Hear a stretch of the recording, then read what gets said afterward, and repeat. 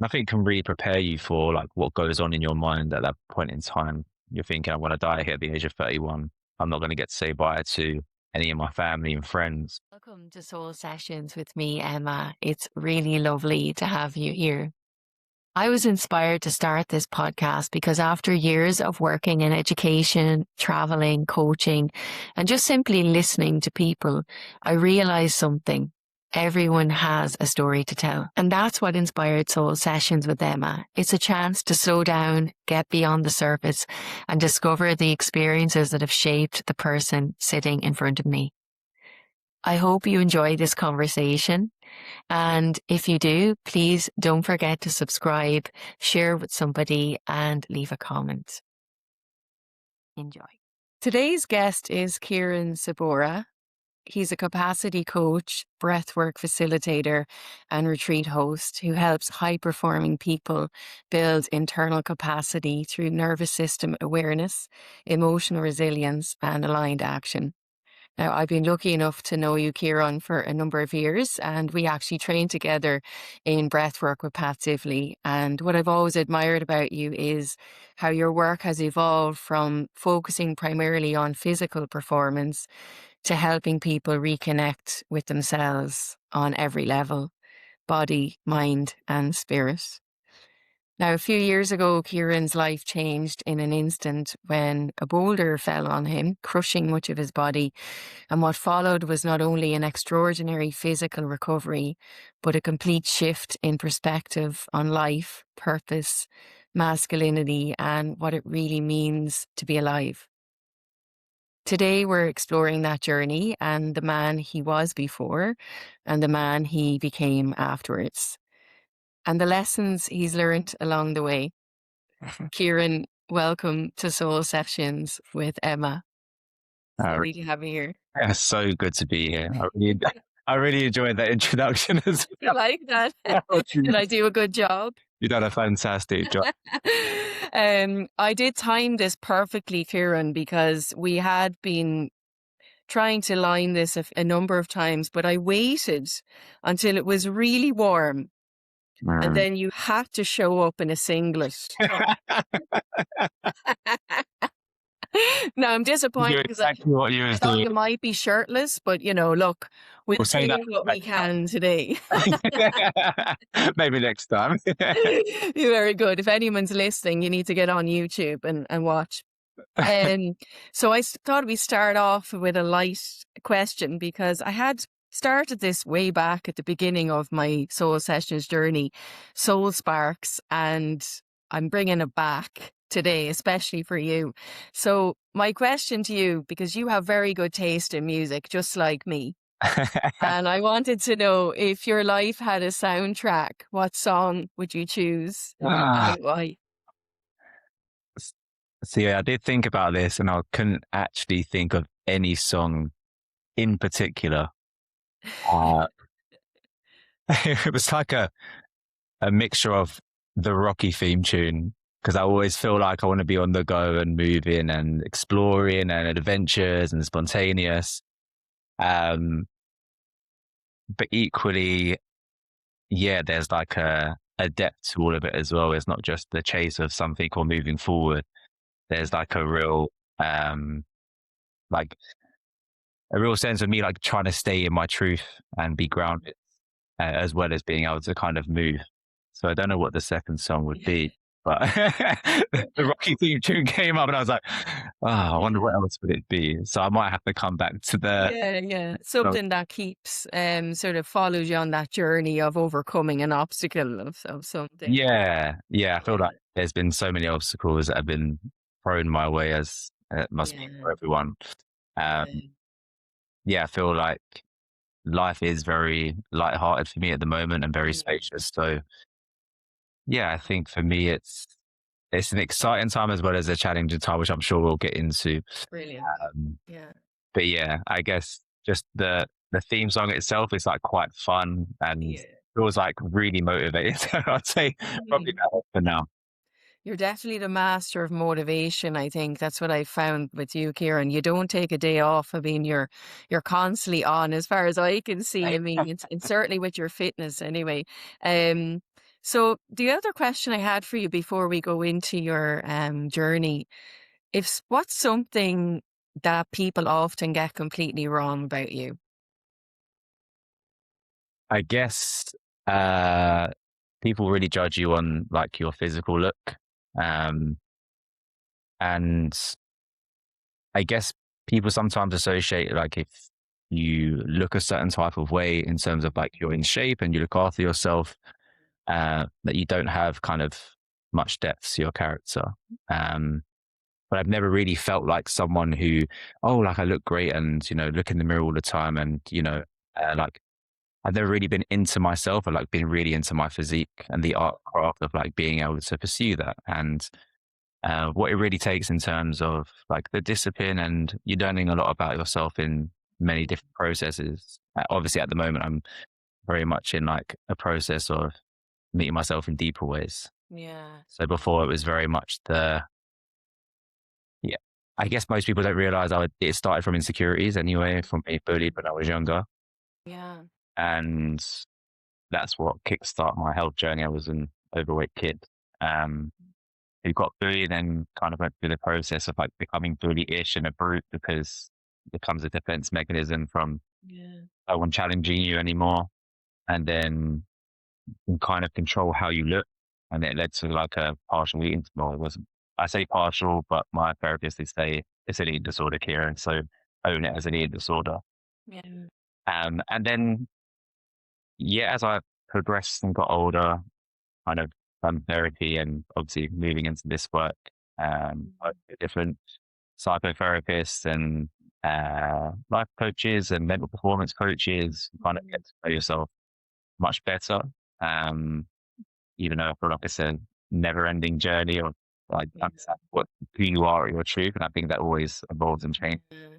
Yeah. Um, So but yeah, yeah, just take me back there, Kieran, because I know we're going to talk about your journey and one pivotal moment that I know about, and you've shared it with me before, but you mentioned there that as a young kid, you felt a little bit insecure and it was about your weight. And then did it become almost like an obsession then to gain the body that you wanted? Was that where your journey into fitness coaching almost, started?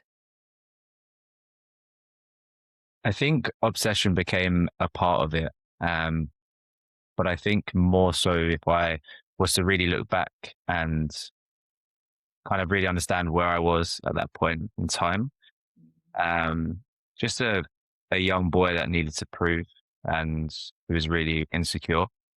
And I never really kind of lost that need to prove, even into maybe the last few years. And there's small elements that show up now and again. And it's just like being with that rather than trying to deny or repress it has been the change. But when I was younger, I guess the obsession came maybe 10 to 15 years after that when I tried out bodybuilding. Um, I wasn't really the one who wanted to take steroids, so I did everything naturally. And obviously, it takes a long time. So it took me about 7 to 8 years to get the physique. I was like, oh my God, I dreamed of this physique when I was younger. And you'd always look at, getting your hair cut on a Saturday, going into there, got the muscle magazines, and you're looking, I wonder if I could ever look like that. uh, and yeah, just being a kid, not just being overweight, but obviously being ridiculed for how you look at such a young age. I was very image conscious from a very, very young age, probably from about the age of 10 or 11, to the point where in secondary school, I speak about it to my friends now because they never really knew. I wouldn't get changed in the boys' change room. I'd go to the cubicle to put my rugby t-shirt on. I never forget my year 7 rugby photo, and I just looked like this little chunky monkey. And it was, as sad as it was to look back and see what that young boy was going through.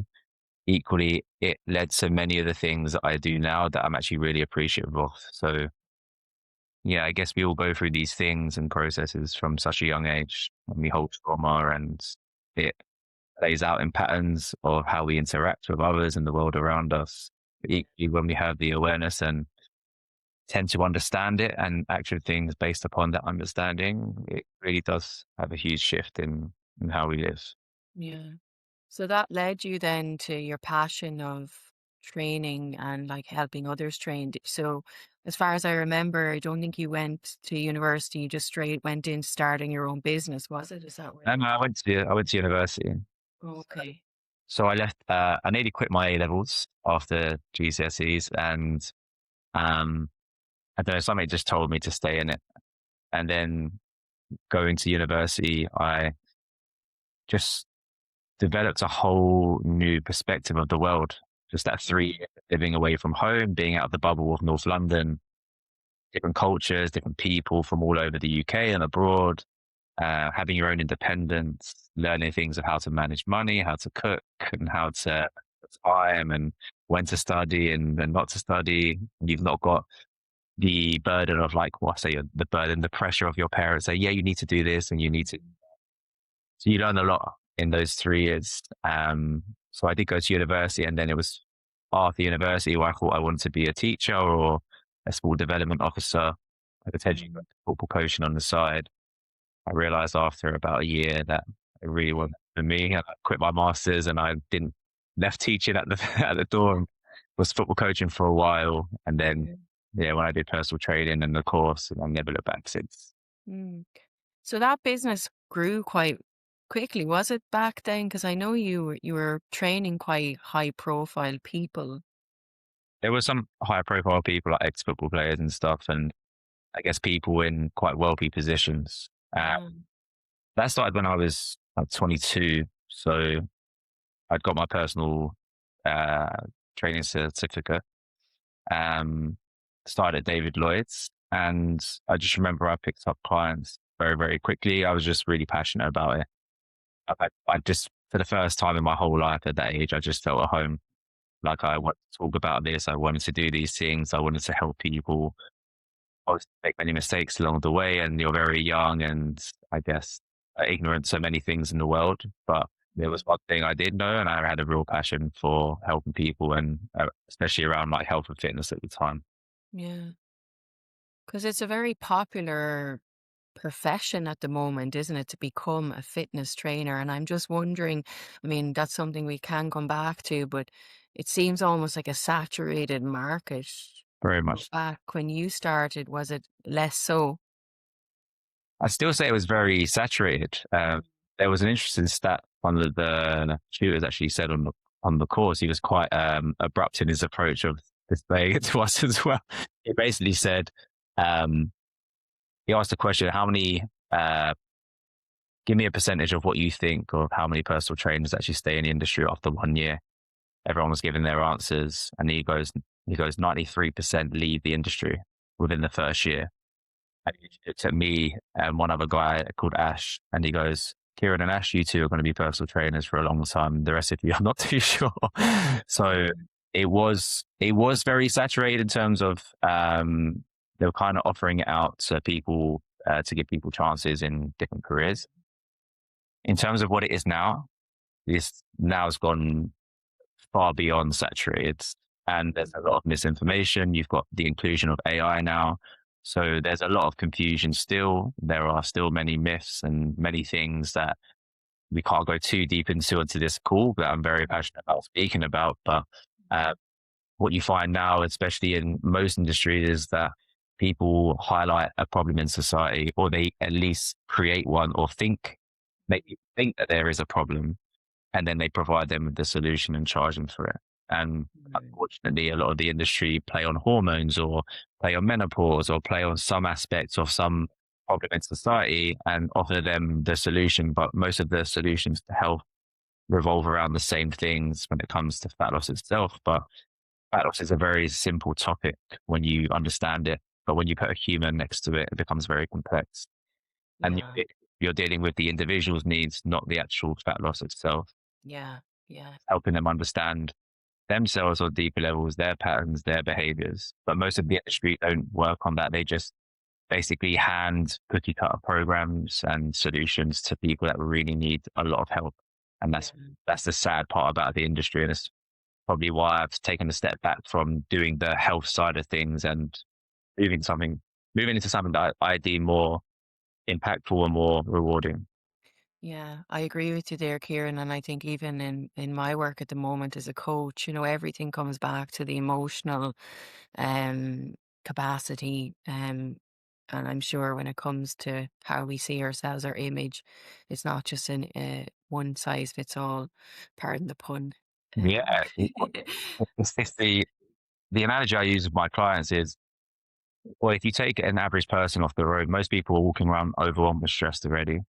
So mm, there are couples essentially this big, and their cup's already full. And anything you add into an already full cup is going to overspill and overwhelm you even more.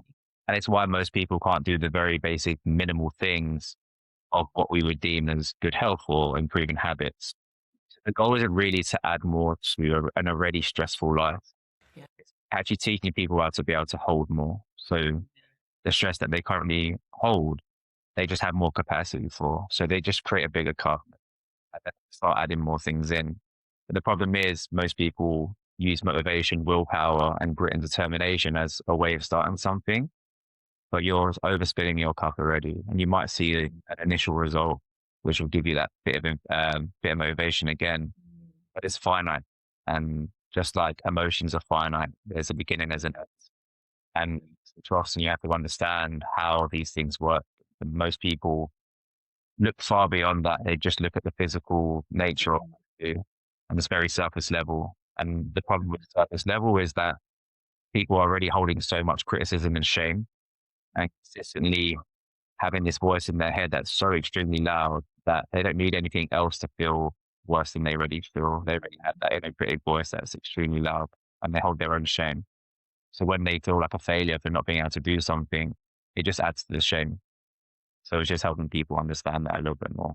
Yeah, I think that's really a great way to look at it because, yeah, of course, um, adding all of the tips that we get online now about weight loss and then not having that emotional awareness, it's very dangerous, isn't it? People go for the quick fix and then it's not a long-term solution, is it? Because it really quite frankly, people want to lose weight and let it stay off. They don't want it just to happen for one occasion. I know you're really passionate about that work that you're doing, Kieran, and we're going to come back to that at the end. But one of the most interesting things that I heard from you over the years, I mean, you really had this turning point in your life. And it was just fascinating because you really rebuilt your body, almost like you not just learned before the accident, but you learned how to rebuild your body and your mind afterwards.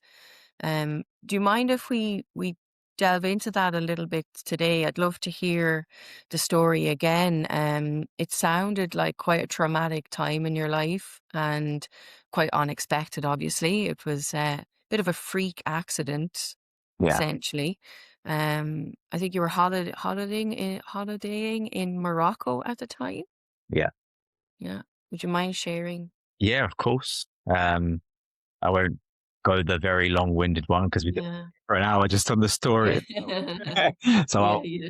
I'll give the kind of brief story and much as I can. And yeah, if you have any questions based upon the things that I say, then Yeah. we can delve deeper into those parts.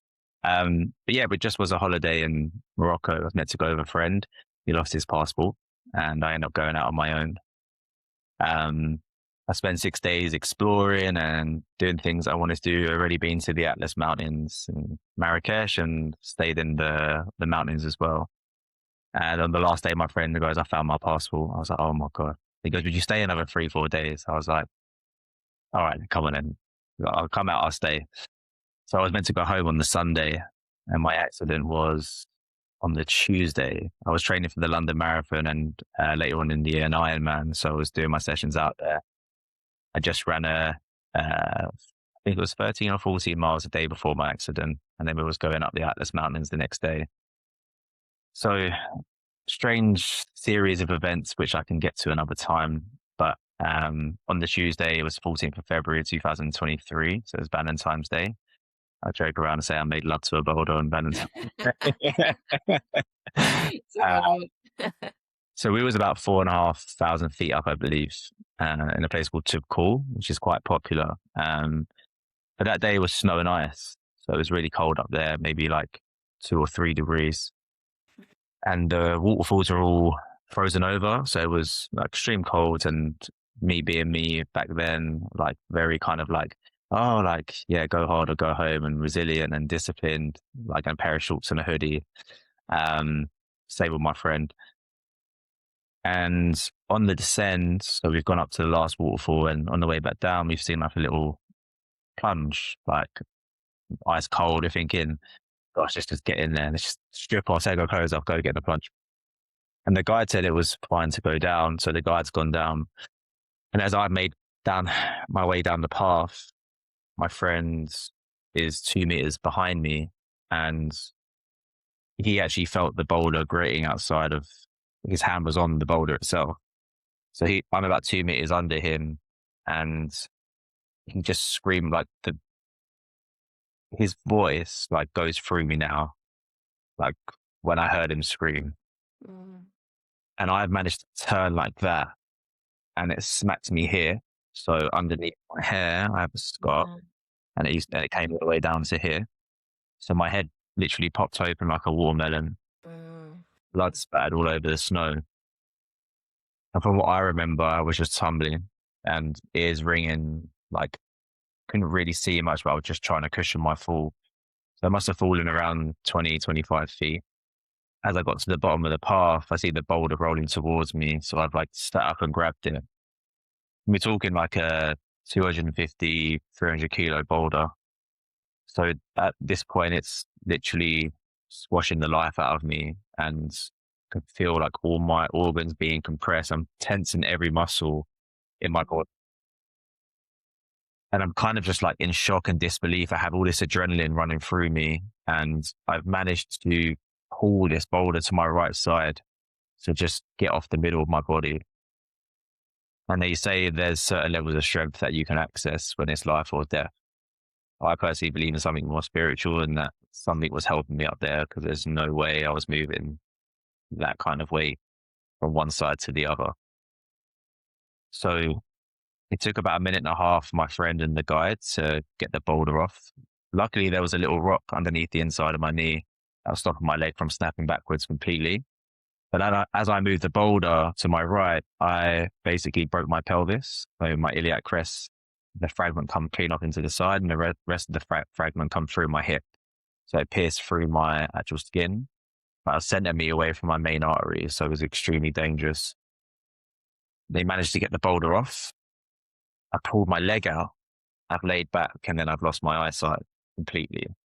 And I remember asking my friend, I was like, are my eyes open? And he was like, yeah. I was like, he goes, well, I was like, I can't see. So I'm like laying on this cold stream, no eyesight whatsoever.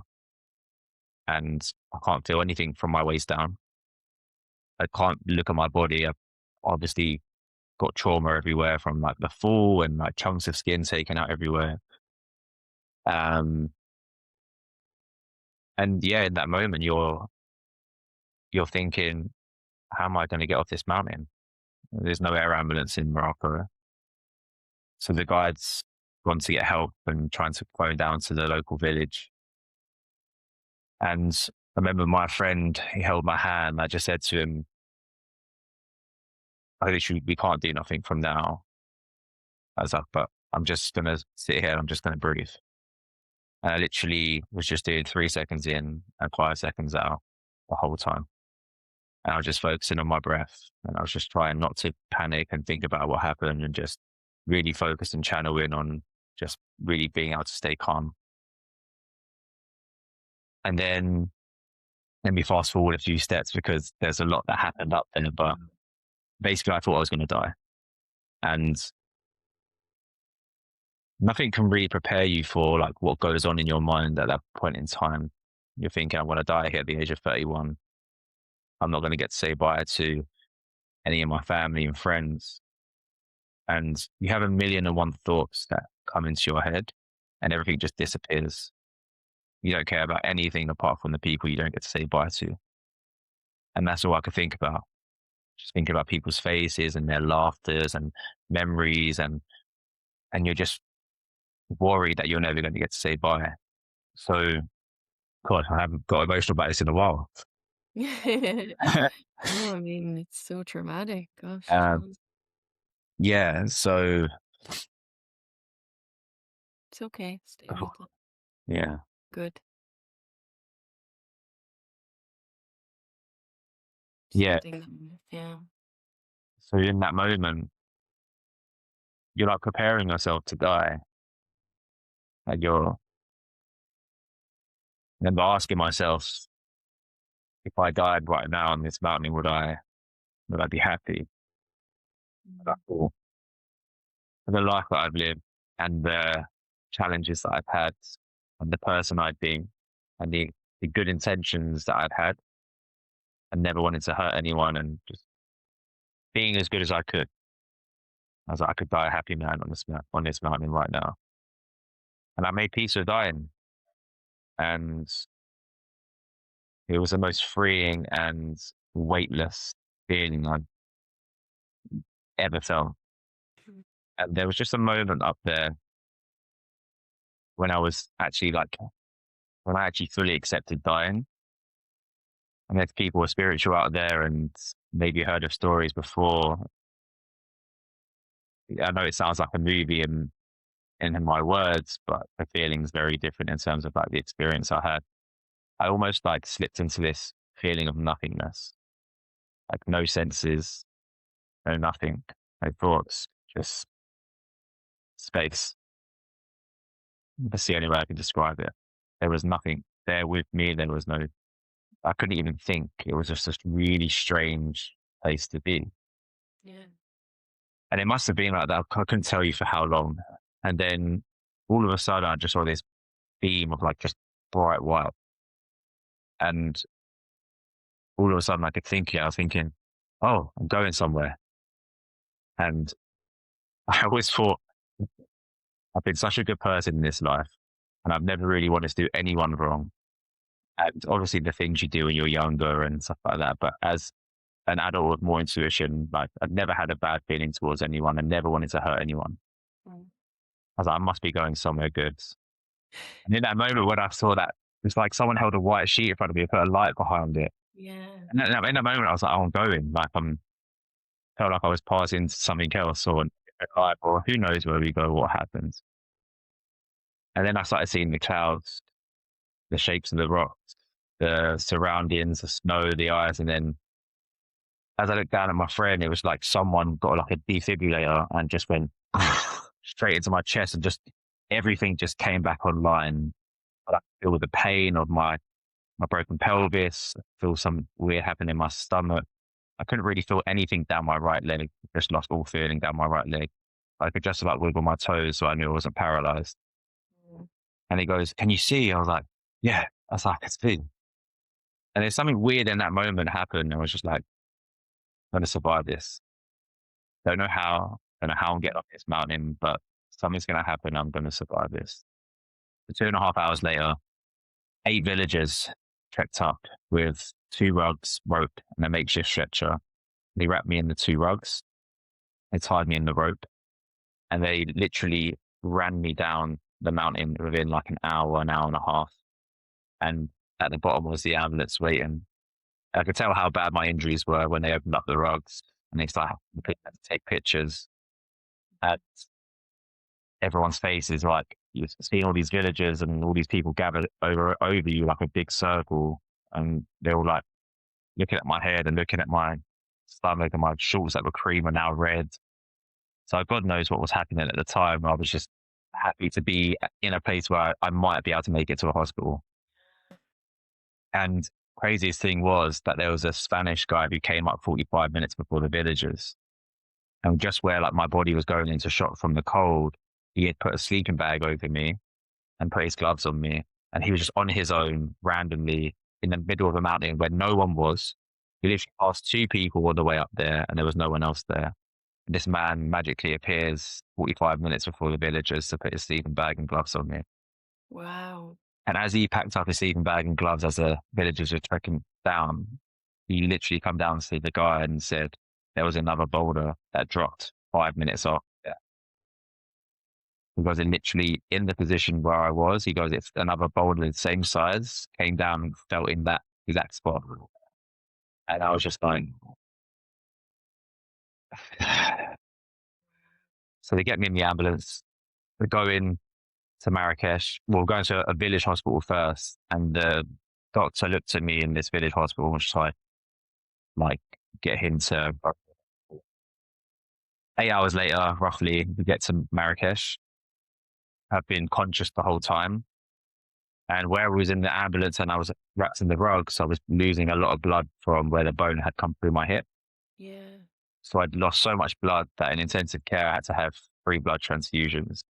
Um, we get to the hospital, they rule me out. I just remember seeing like the sun for the first time in ages because it was so cloudy up in the mountains. Okay. And then they're cutting my clothes off and putting me into scans and x-rays. And this French surgeon was like, "You haven't got any bleeding on the brain, but you've got bleeding in your abdomen."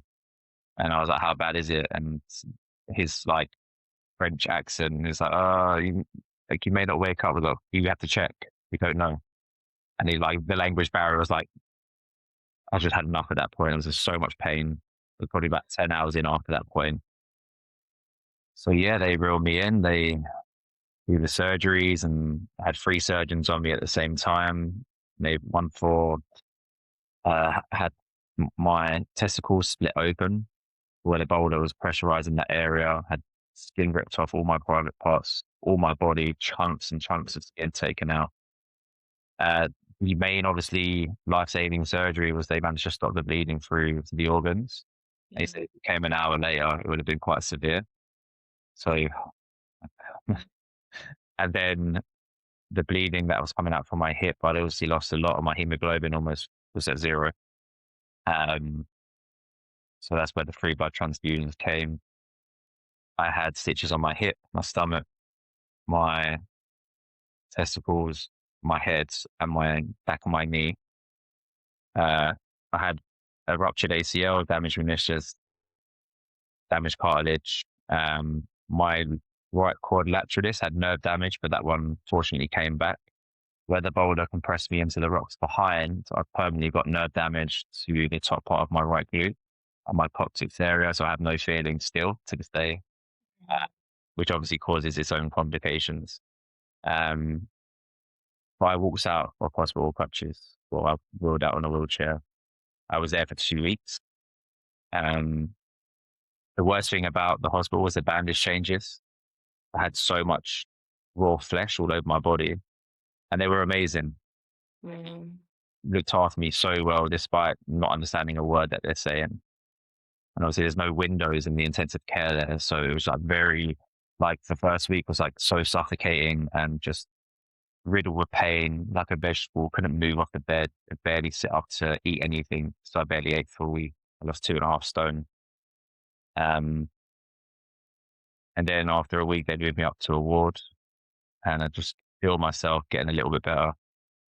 Physios were coming in and just like massaging and moving the fluid. Just so much swelling down the right side of my body. So yeah, there was lots of injuries, probably more than I can list. And they repatriated me back through air ambulance. So I had a doctor and a nurse with me on a jet, which was extremely uncomfortable. Um, I just couldn't wait to get home. And yeah, seeing my family when I got home was probably the best week and a half, 2 weeks I've ever spent with my family. Like seeing the best side to like your brother and your sisters and your mum and dad, everyone just dropping anything that they're holding, any pain or worries or anything that they're going through, just being able to see the goodness in them and just like who they are at their core beyond all their works and challenges was just the most beautiful thing I've experienced since my adult life, knowing my siblings. So I hold that memory like it's a real treasure for me, that week and a half coming home. And then, yeah, then there was the recovery. And that's another long-winded story. So you'll I probably missed out loads of little chunks as well. Yeah. Of, yeah, conscious. How did you, when you think back, I mean, that time from being on the mountain to get into the hospital, it was a huge gap. Were you in the huge pain? Like, what was going on? Do you remember that time? Like, was Yeah, it it? was horrific pain. I remember being up there and I just couldn't move. Even I had this like strange bout of strength when they wanted to get me onto the rugs. I had to shimmy myself up using my arms to push myself just to roll over a little bit. And the agony from like my waist down was such, the pain was just unbearable. And I remember that rotating 4 and 4. So every time there was two at my ankles and two in my shoulders, and every time they'd swap after like maybe 5 minutes, 10 minutes, my knee and my hip, like every time someone grabbed hold of that side of my body, they can't really do anything. So they can't manage that pain. They just have to get me down the mountain. Every time they're turning and moving and changing, I'm just like experiencing the most horrific pain. And they didn't actually scan my knee when I was in the hospital in Morocco. They didn't know anything was wrong with it. It was like when I came back home, I went to my healthcare and had an MRI done, and my ACL was double the length in size and had small tears, so there was partial ruptures to it. Uh, and then yeah, the other extent of the damage at the knee as well. But touch wood, and thank God the feeling came back in the lateralus and the quad. Yeah, yeah. Because that would have been very terrifying as well. Like, if you didn't see anything, and then, the worst nightmare as well, maybe being paralyzed and all of that to deal with. Yeah, So, so when you came back to England, and obviously you're now on the road to recovery, you've just spent most of your adult life before that being very much focused on your body, and here now your body was doing something different. That in itself is another journey, isn't it? It's like you've come from this body image of, oh, she's a person, and now your body is on this road to recovery. What was the hardest part of that journey? How long did it take for you to literally to get back on your feet and speak in your life again?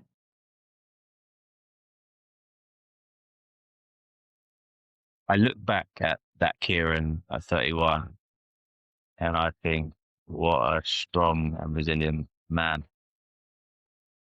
I don't think I could ever do what he did again. I just so like defiant in nature and just would not want the accident and the injuries to kind of like mold me into something different. And yeah, it was a big change in identity, probably the first one I'd really experienced in like later adult life. And yeah, like I feel for what he went through. And it's still very prominent now in terms of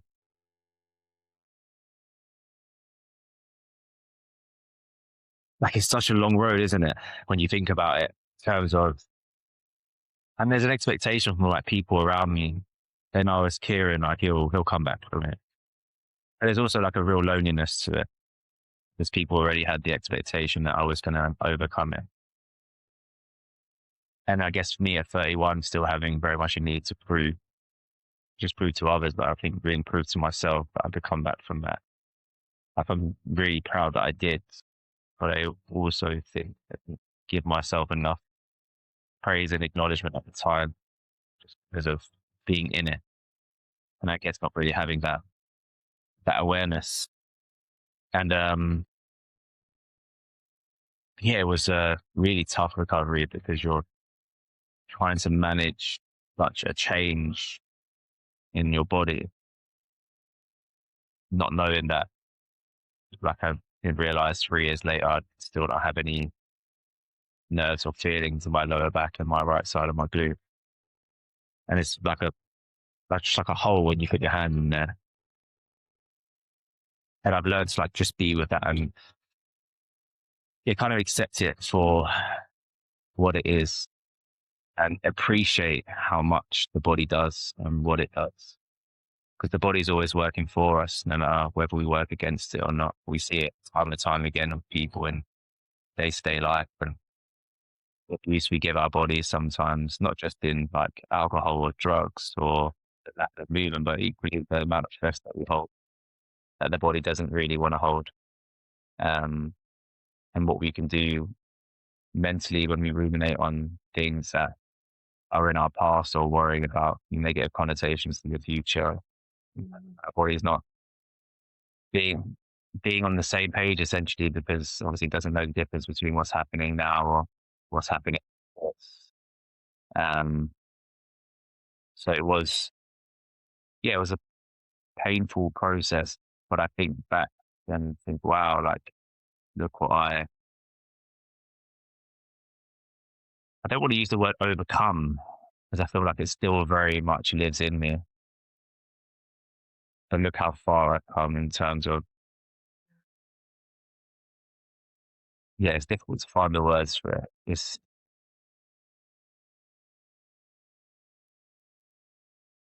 I've not thought back to the recovery for so long. Like Yeah. having this conversation with you is, Yeah. It's bringing yeah, back things. yeah. I think back to moments I first started running again, and about 4 weeks after the accident, I'd got into the doctors to have my last stitches removed, and I'd said to them that the lady removing them, "How can I go into the gym tomorrow?" And she's looking at me on crutches and like, "Are you going to listen to me if I say no?" I was like, Probably not." And she was like, "Okay, well, just do me a favor. If you feel any discomfort whatsoever, just stop." And I remember going into the gym the next day and my sister came with me. She was like, "No, you're coming to my gym because you're not training on your own." Mhm. And clearly I look like this little weasel guy on crutches and lost 2.5 stone. First time of these little twiggly arms and there's no legs and muscle washes everywhere. And like, I guess like ego has a part to play, right? Yeah. Usually in the gym, you usually feel strong and you're usually a high performing person. Now you're just this little boy, 17-year-old looking boy on crutches who's got all these scars and all these things that have happened to him. Yeah. And the gym wasn't really to be in the gym, wasn't like to build back at first. It was just to be around people, to not sit at home and just like be in this just the whole of self pity. And that was the tough part. Is obviously,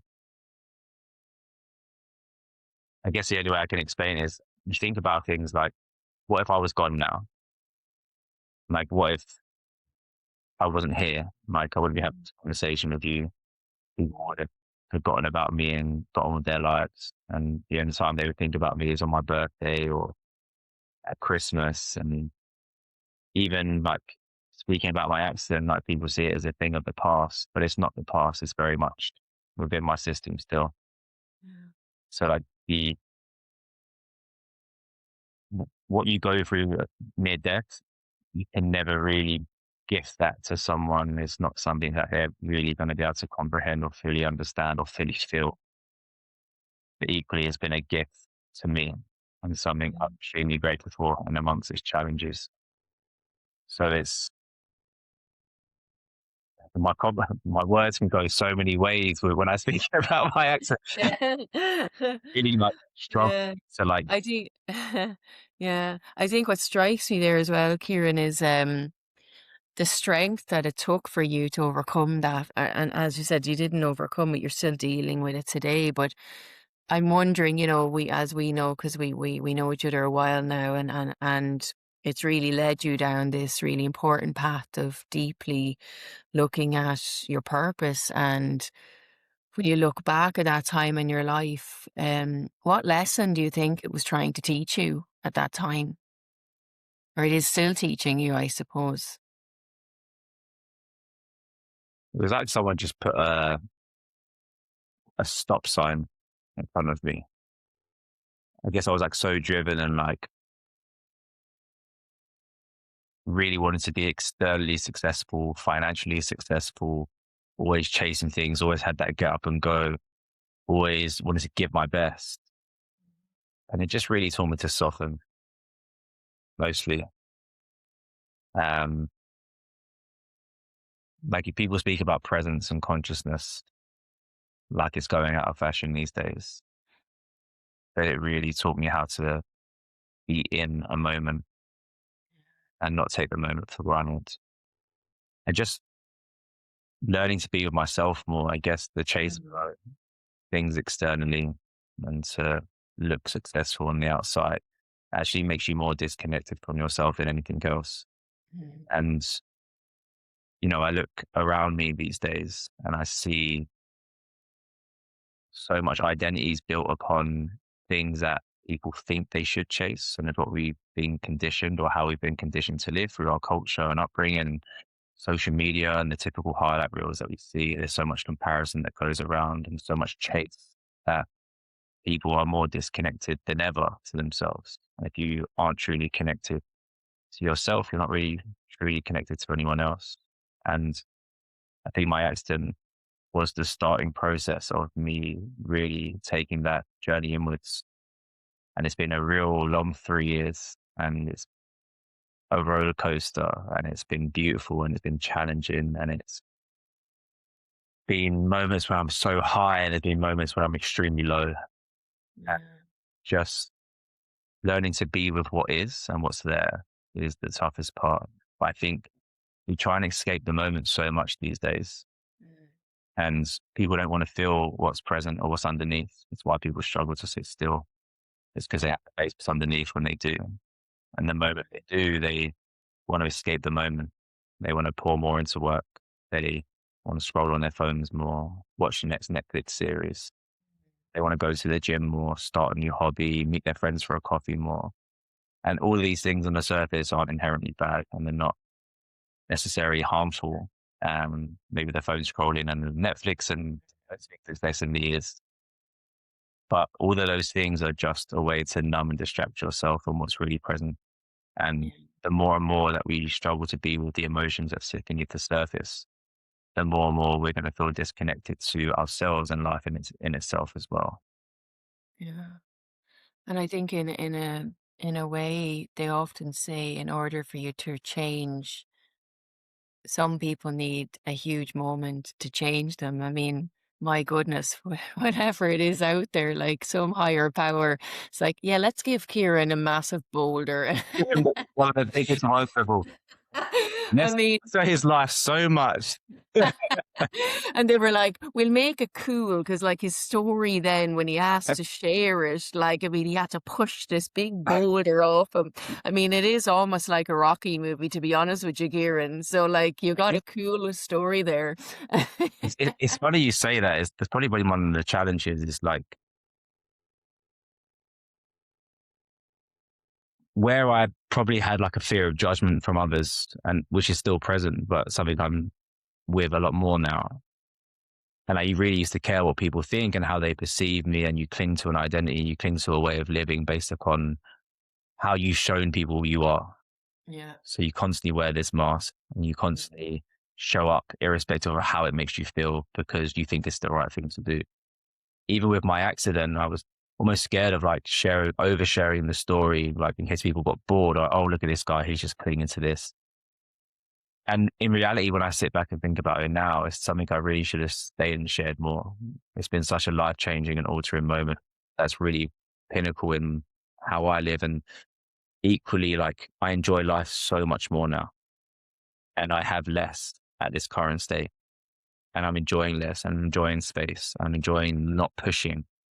And everything in life at that point in time was a push and a pull. I'd push so hard that I had to pull back.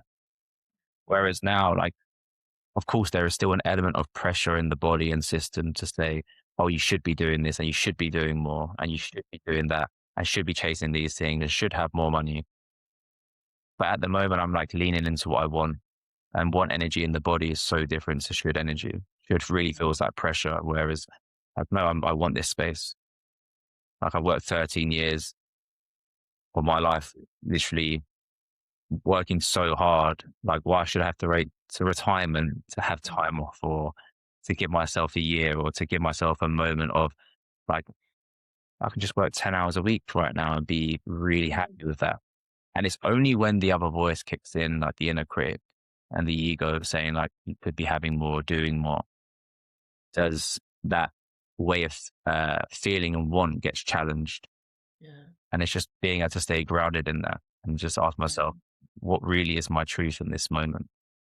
Because I could live by the story or live by the shoulds. And it can be very, very easy to start something again and start a new program, Yeah. which is what happened after Pat's course. I wanted to throw myself into something else.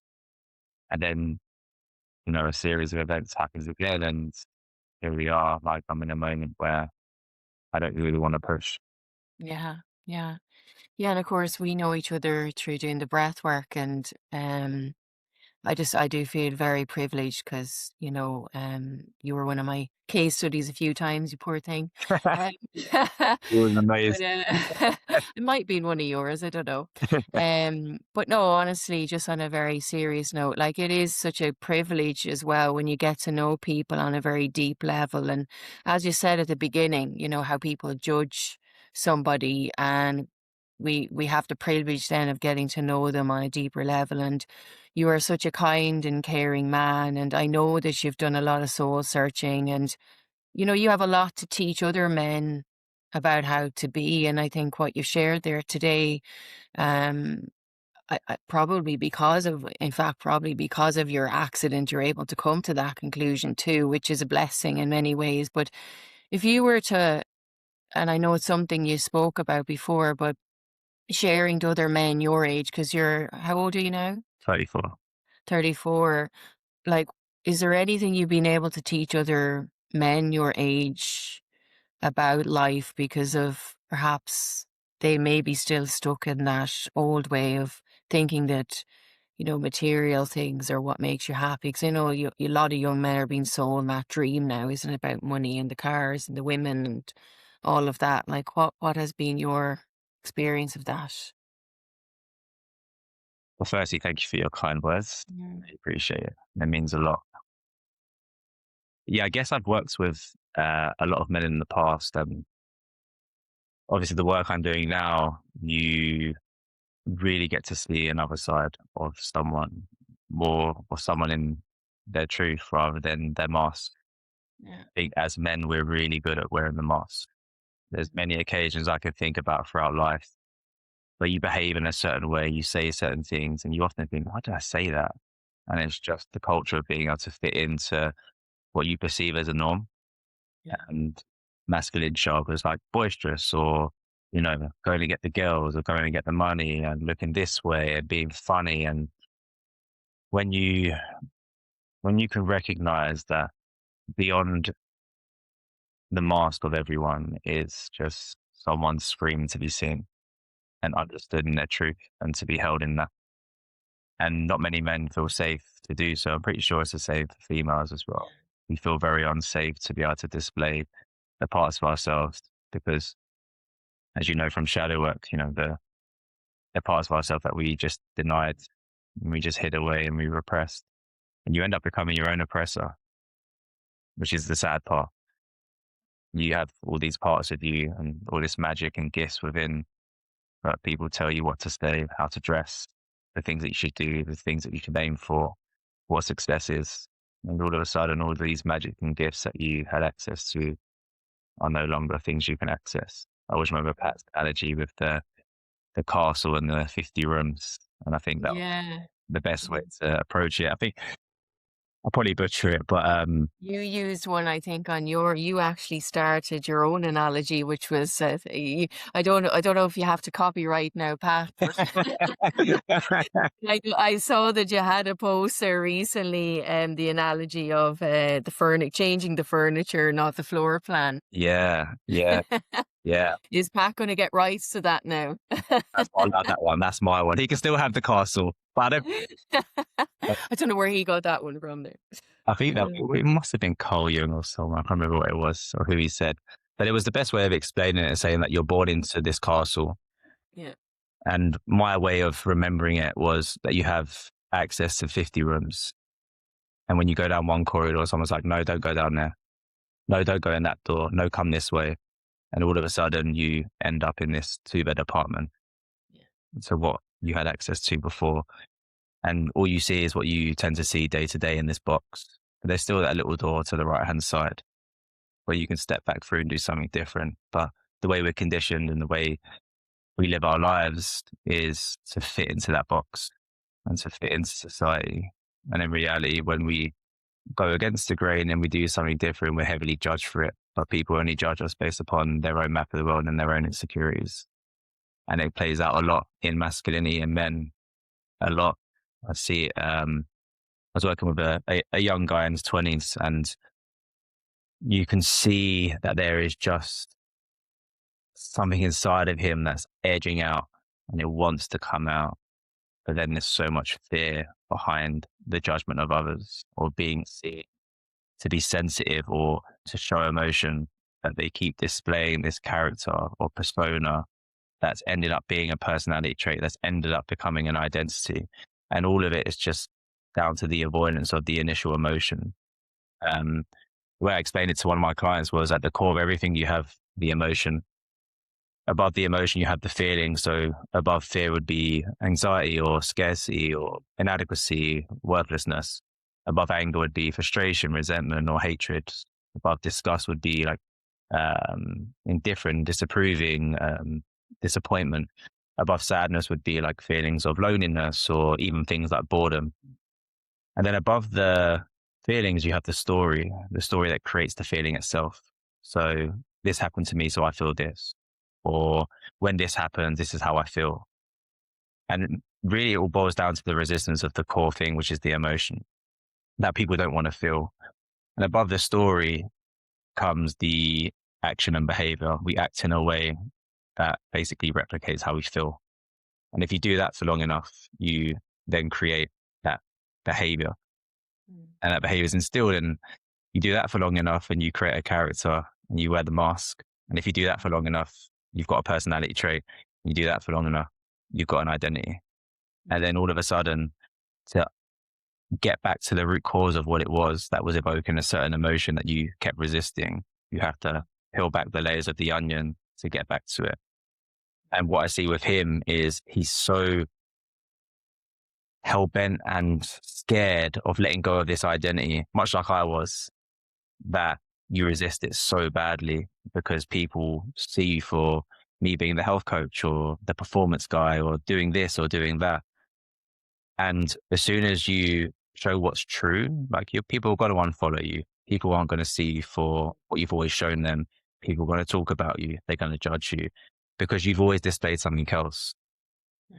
But a lot of what men struggle with is being able to get back to that truth and being able to remember who they were before they were conditioned into that. Well, one of the things that was really like prominent was I was in David Doy's training one time and I was in a changing room and there's like 4 guys I was speaking to. And I was joking around saying, yeah, I need to get a massage today. My traps are so tight at the minute. And there was like, massage, yeah? And I was like, yeah, not that kind of massage.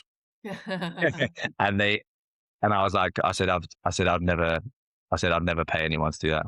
And they was like, what, you've never been with a prostitute before? I was like, no. And they all looked at me and I was like, see all the way you're all looking at me. I was like, that's how I feel about all of you. And I was like, but I'm not judging you for what you do. And I was like, this is just not something I would do. I was like, I see that young girl or even older woman as someone's daughter or someone who's clearly in a place of struggle to be able to do that. And I was like, and obviously you look at their culture and their upbringing and typical cultures around North London, see it as a norm and they joke about it. And there's all this bravado and like ego that comes with that.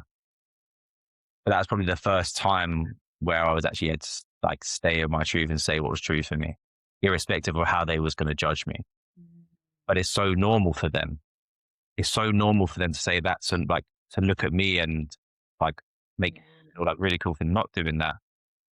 And then obviously I've learned to show people compassion for where they are, irrespective of what they do or whether I agree with it or not. Yeah. One of the biggest things is like being able to kind of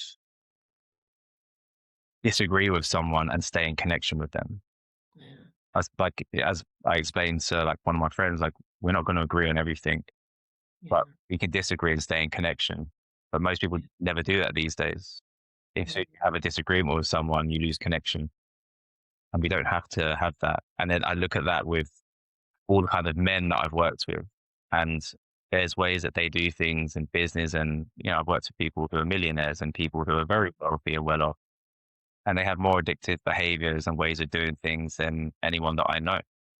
And it comes down to things way back in their childhoods Yeah. and how they were brought up on, one of the things that the men shared in the changing was, oh, like, yeah, but we're men. And I looked at him, I go, yeah, but who taught you that's what a man does? And it kind of stopped him in his tracks. And it was funny because I was walking through the club another day and he saw me and he's like, oh, the other day, like he goes, I kind of understand what you were saying, this and that, blah, blah, blah. And I felt like he, in that moment, like he probably went away and felt, Yeah. felt maybe what's in his truth. Yeah. And he was like over explaining to me. And I said to him, like, I don't judge you for doing that. I was like, I said, I wanted to share what was true for me. And that's my experience. I was Yeah. like, I'm not judging you for what you do. Yeah. Yeah, And you were brave enough to speak up. And I think a lot of men, when they're in those situations, it is probably a matter of just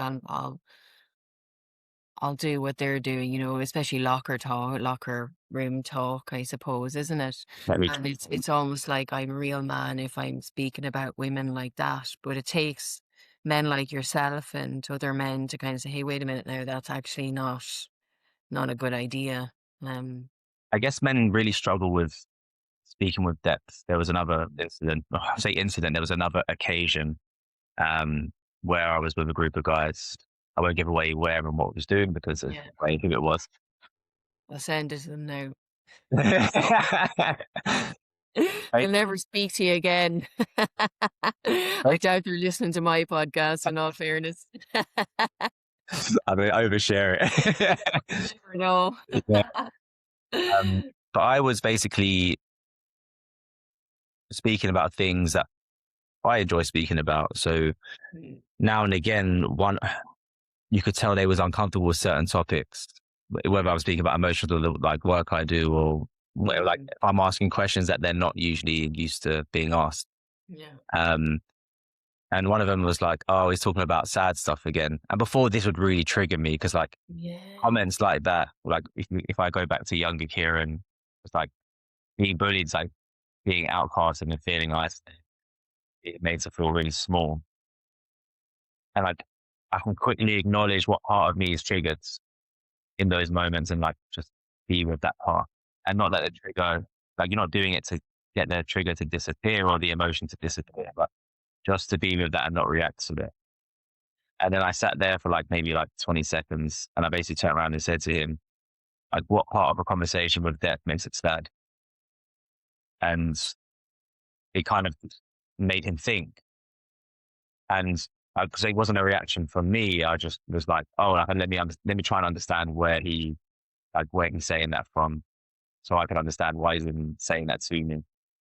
And he's, oh, no, no, no, no. And then by the end of this trip, like when I was speaking to the boys like one on one, they were speaking with more depth and they were asking more questions. They get interested when they weren't in front of the boys. Yeah. So it just goes to show that when men are in front of men, they will say things and do things. And I guess want to be the person that makes everyone laugh, but sometimes at the expense of what other people potentially go through. So it just seems to be uh, a way of men being able to connect us through banter, bravado, and obviously, Yeah. you know, being macho.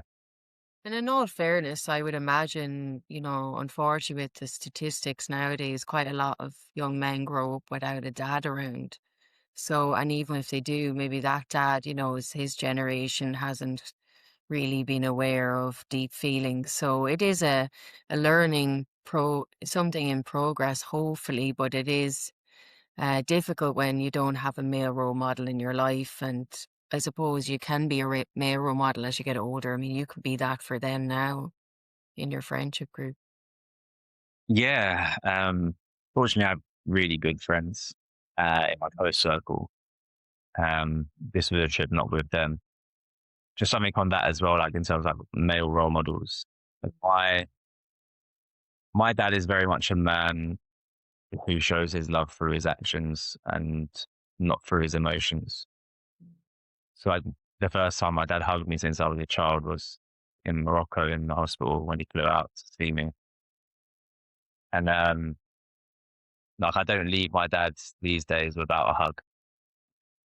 And it's just because what he grew up with, like coming from a Mauritian culture, and I guess not really having, probably his dad not being that emotional. You can see it with him and the grandkids now, and it's really lovely to see your parents in that way. But I don't remember, like from being a very young boy, maybe 9 or 10, ever like having a hug, like proper hug with my dad. But he didn't show his love in that way. That's not the way he was showed love. So, like, I love my dad and I respect the man that he is. And he's such a kind, generous person, would do anything for anyone. And that's just not his way of showing love because he was never able to display that because he probably never received it in that way. Whereas, like, now I can give my dad a hug and whether he feels awkward or not, it's just my way of like being able to offer that. Because when he did see me in a hospital, and I guess you kind of lose all inhibition when the emotions are really high. It's the first time he hugged me and kissed me on the head, and he cried his eyes out, bless him. And yeah, like that's a man showing his emotion where he hasn't really showed much emotion throughout his life. So yeah, I guess, and even for me, like if I'm being entirely honest, my ex-girlfriend probably would have had such a hard time with me because I was very standoffish when it came to being present with emotion. I couldn't be with their emotion, which means I look like I'm emotionally like numb. And it was my accident really kind of opened me up in ways that I didn't ever really recognize or didn't realize that would ever happen. I remember being in the hospital beds and putting on the film Just Go With It with Jennifer Aniston. And I watched it and I cried at the ending. And it's the first, I've watched that film maybe like 10 times before that. And it was the first time I ever cried in it. And I'm not sure if it's the emotions of like being in the hospital or like the familiar feeling of watching a film that you've watched so many times. But it was just like being able to express what's there rather than hiding it all. And it was such a lovely feeling. And it's just being able to learn that, to be present with that emotion more often, which men often. Yeah. Because that's obviously the man that I've met is you as this very emotionally aware person. I wouldn't know you any other way. And I think anyone else who knows you in our community anyway, in the breathwork anyway, we're all very lucky because we did a very intense training. We also, it was such a deep, wasn't it, deep learning for all of us. And Yeah. I think I think for me as well, even as a woman, it was such a learning curve for me to see other men in that type of space too, because I probably would have, I've done a few other trainings besides that, but I think it's lovely to, especially, I mean, I know you're English and there's a lot of Irish men on the course, but it's lovely to see men as that kind of vulnerable parts that perhaps we didn't know they had at times. Sometimes Sometimes, women, yeah. sometimes we didn't know we probably had it ourselves. I think the space of the kind of like nurturing fields to a woman, but also equally the balancing of like how many men were there as well to just had that expression. And I think Pat done like the course was it's so good. It was actually incredible when I look back. Like What percentage are we getting from this now? maybe at least 10% per person. But no, one thing, God, if you're listening. yeah, one thing I think Pat really held space for in the community was just for really people to be themselves and to take down the mask. And I really felt that. I really felt like I was seeing people for who they truly are, including myself. I felt it was so easy, especially after like maybe the third month, to go on a call and eye gaze with someone, or go on a call and have really vulnerable share and say what's scary and say what's true for you. Yeah. I think we don't ever have the opportunity to do that in day-to-day life. And having that is such a gift, to speak with someone who is a stranger, who doesn't know anything about you, and you don't have to show up as anything but what is present for you. Yeah. And like, you can feel it in your chest, you can feel it in your heart, you know it in your gut. Intellectually, you're not trying to block it out. You're Yeah. just open. And that's what the course really did for me anyway, was just really blow open my mind and my heart at the same time. I was just so in awe of like being in connection with you and the others. And Yeah. it's just a connection that people don't often get unless you're in those types of spaces. And obviously with the conscious collective breathing and being able to kind of remove the layers and just go deeper into process and like deeper into our subconscious, it was such a gift. And it was, yeah, beyond words. I think trying to match words to the experience with do it injustice. Yeah. Just an incredible and powerful way of really connecting with others. And I think that's what the world is really missing, like true connection. Yeah. And I think also, Kieran, I'm wondering after your accident and everything happened there, it's almost like it was a natural process for you now then to be moving into that type of work. So it was like a year and a half, was it, since your accident when you did the breath work? Yeah. Yeah. Yeah. And was it because of the almost breath had saved you on the mountain? Was that what brought you into Yeah. researching it then and then finding Pat's course at the time? It all happened like the synchronicities of the world. I don't believe in coincidences. I believe in synchronicities. I met Pat because we both had the same business mentor. And there was just something different about Pat. I remember it was maybe a year and a bit after my accident. And yeah, I just felt comfortable in his presence and like relaxed. I just like feel my whole body like just almost flop and just like be in conversation with him. And when he was telling me about what he was doing and what he does, I was I was really intrigued, but I didn't ever think I would actually do the course itself. And then we had a few more conversations and I'd seen a few of his posts and they really connected. And I listened to a few of his podcasts and I thought, oh wow, I feel like he's really like speaking my language and like this is the type of space I would love to be in. So I did the course and um yeah, just the way the synchronicities happen because I think breath saved my life Yeah. in terms of not panicking on the mountain and being able to use it as a tool to have I guess a deepened journey into self Yeah. in like really profound, like life changing. And Yeah. obviously yourself and everyone else on the course has been a part of that. It's not easy, like that, Yeah. as you would know, going into that kind of work and, you know, meeting the parts of yourself that you Yeah. really hid away from is really, really challenging. Yeah. But I also think what was really beautiful about it was, finding your tribe, isn't it? When you get to do things like that, you find other like-minded people. And I know since then, you're delving into conscious connected breath. You've done a few workshops and you also did an amazing retreat there, which I would have loved to have gone to, but I know you have another one coming up in Portugal. Yeah. And it wouldn't be like you, of course, unless you did it luxury style. Uh, and I was just like, this is exactly the kind of retreat I'd love. But yeah, you do them in these amazing locations. But what you bring together is the spiritual, the mind and the body, which honestly I couldn't think of anything better in a retreat. And then obviously having your loving presence there and you as the host. I mean, would you mind sharing with us what your concept is? And like obviously you've had that one there that just happened and now you're about to go embark on the next one. Um this is Yeah, I think what would be important is to kind of understand that when I moved from personal training, I did it for 7 years, and then I created an online program.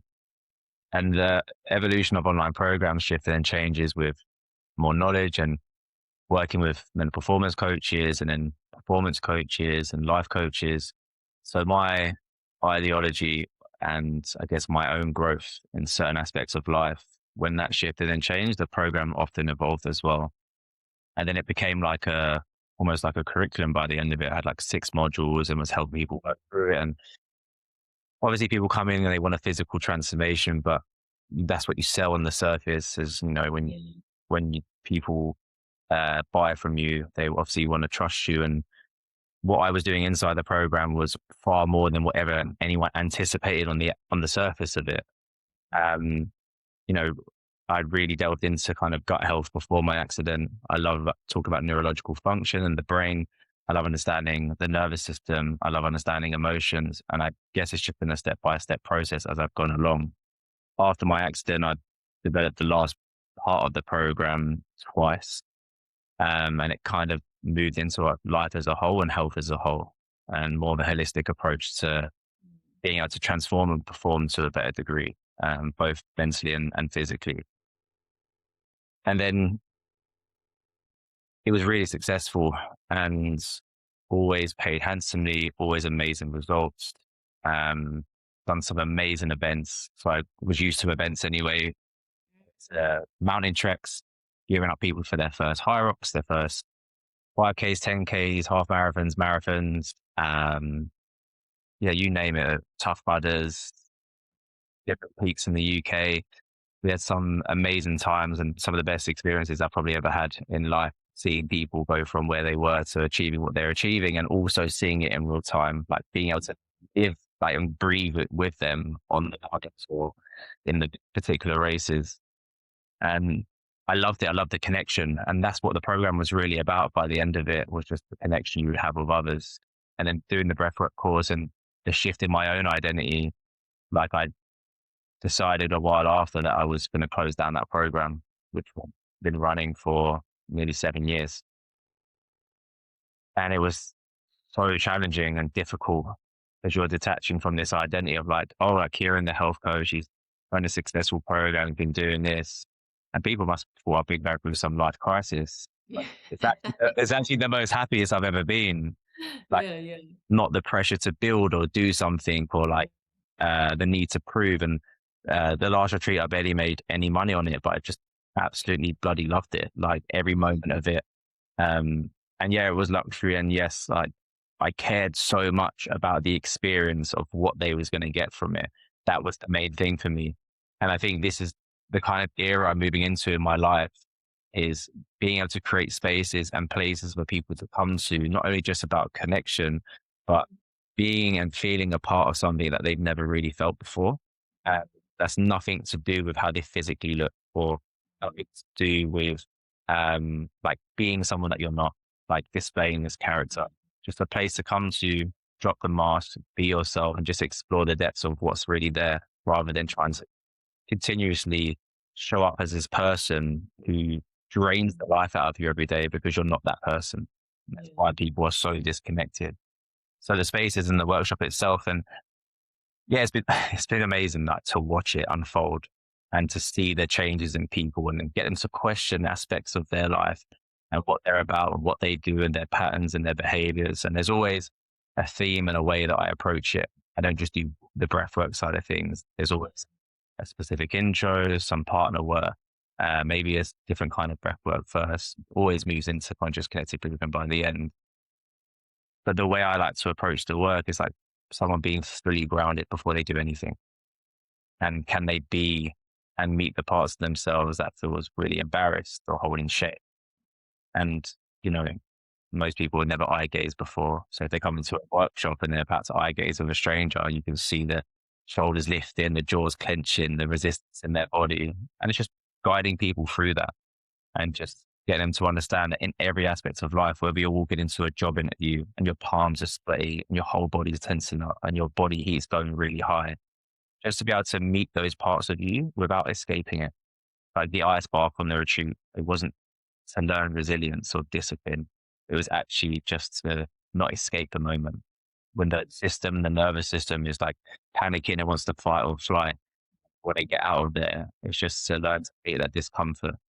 And I think that's what the retreats are really about, is not just about connection to themselves, but just being in a place where you can truly connect to someone else. And they leave knowing the people on the retreat probably better than their friends and their family. Oh, Yeah. absolutely. Yeah, yeah.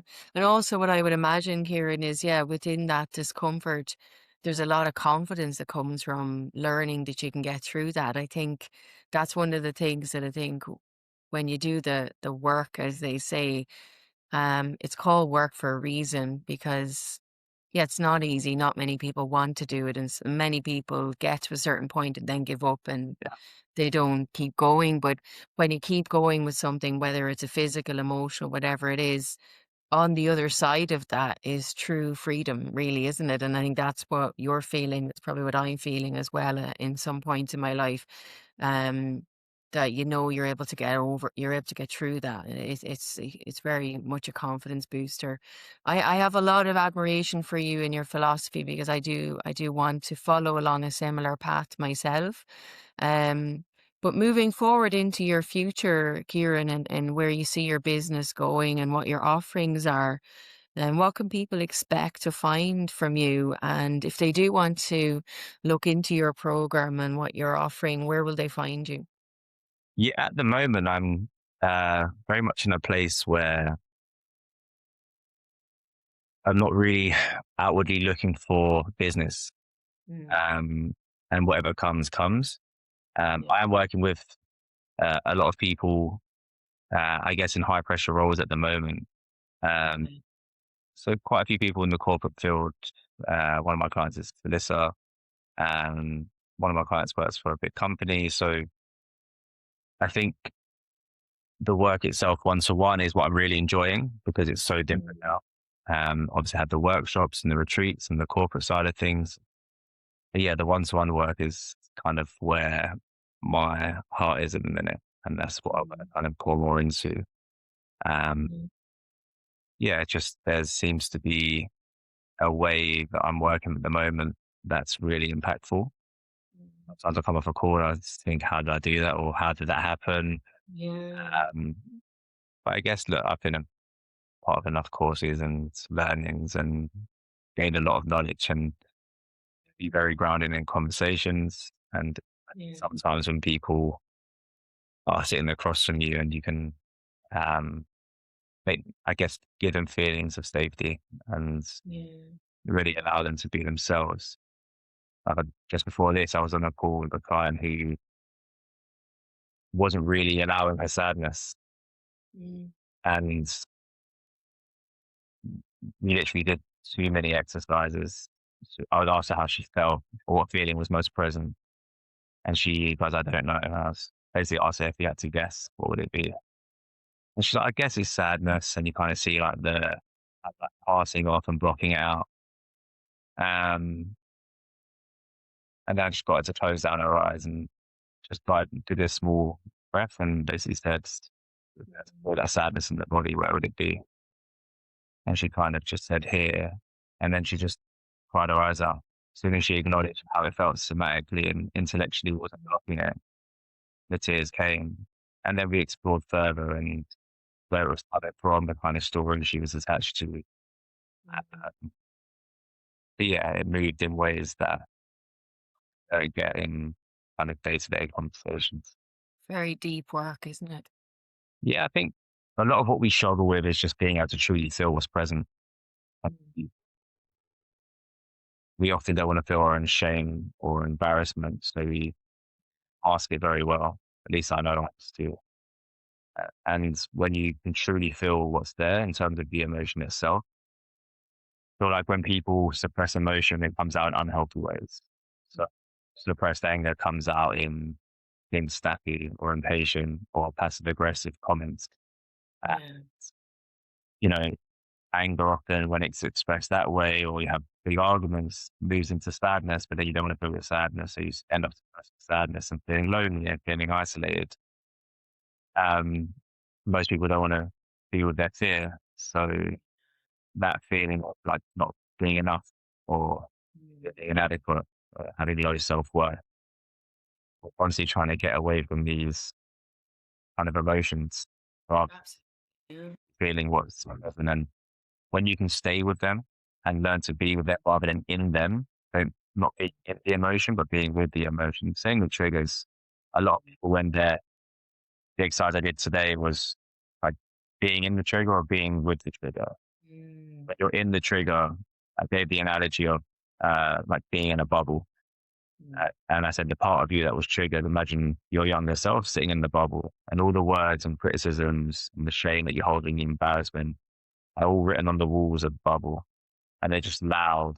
And as you stay attached to the thought or the memory or the circumstance that happened, the bubble starts shrinking, the words get louder. And I said, and obviously just see the discomfort in their body as their kind of eyes close and imagine. But then what I did was say, okay, let's create space between the words and let's create space in the bubble. I said, now imagine the bubble expanding and it's going so big that you end up sitting on a mountain and the bubble goes beyond the clouds and the words start to disappear, not because they're gone, but because they're more like echoes rather than extremely loud. And you see the body slowly just start to relax and the space in between the words and the actual trigger itself. And I explained to her, like, when you're in the trigger, your heart closes. And then you close up your heart. There's no way you can stay in your truth and just ground it. So everything becomes a reaction. But when you expand the bubble and create space in between the trigger, and you can be with the trigger, you can be with the words, but they're not deceiving you. That's when you can open your heart back up. And that's when you can stay grounded in your truth. And that's when you can respond to life. And it's very important that some people have the analogies and the toolkits to be able to kind of feel their way with or be with that emotion or trigger. But often we just want to get rid of the feeling. Yeah, yeah. That's really powerful analogy actually. And honestly, I think I see in your future, Kieran, I think you see you writing your own book. And I'm wondering what would you call it? I actually did think about this. Did you really? Yeah, honestly. I would, You have your own workbook. We can't call it shadow work though, okay? Bubble work. It's a I, bubble. I would call it. I would call it rock bottom, Oh my God, that's such a good one. I love not it. because Probably someone must have that name already, do who they? knows. I did start a podcast a few years back, and I didn't carry Yeah. it on. But I did call it the Rock Bottom Podcast, not because I was rock bottom, but because I was under a rock, and it was the life changing part of Yeah, my yeah. moment. But I guess people will connect with it when they feel there's a moment in life that's life Yeah. or life changing for them. Mm. But even back then, when I started the podcast, I don't think I was really truly connected to myself. Mm. So when I look back, and I did actually, funny enough, start writing the book, Yeah. it's kind of lost. Yeah, life consumes you again, and you go back. This is your sign now, Kieran. You're going to start writing it. I think there are going to be a few people signed up for that. Honestly, you gave us so much in that, like your reflections on life. And I think it's lovely to see the depth of the lessons that you've learned as well along the way and now what you have to bring to the world because of what you've learned. Um, it's just been a pleasure. I think we're going to be cutting this podcast into two parts now. I love you talking. An hour and a half. Oh my God. But honestly, I've just been very blessed to know you, Kieran, and I know from being in your presence and all the people who know you, you're a very popular guy. I mean, when we're finishing our retreats, I think everyone's lined up out the door to get a hug from you. I was like, geez, when's this fella gonna be finished? That's because I was nicknamed the Hugger, remember? Yeah, yeah. I was like, okay. But no, honestly, everyone adores you and the depth that you have to bring. And I'm just so grateful for you to sit down today, give me your time and to share your story with us. And please don't forget about me when you're extra rich and famous with your new book. Okay. And yeah. Uh, No, I appreciate your kind words. I did want to say a little something myself because I've been able to witness kind of your growth and evolution and the sacrifices that you've made, probably that people don't know. But I'm really proud of you for the conversations we had at the end of the course. And you said, I'm going to start a podcast, I'm going to do this, and I'm going to do that. And you did it. And you not only done it, like you kind of stepped into your own, and it's been really great to witness.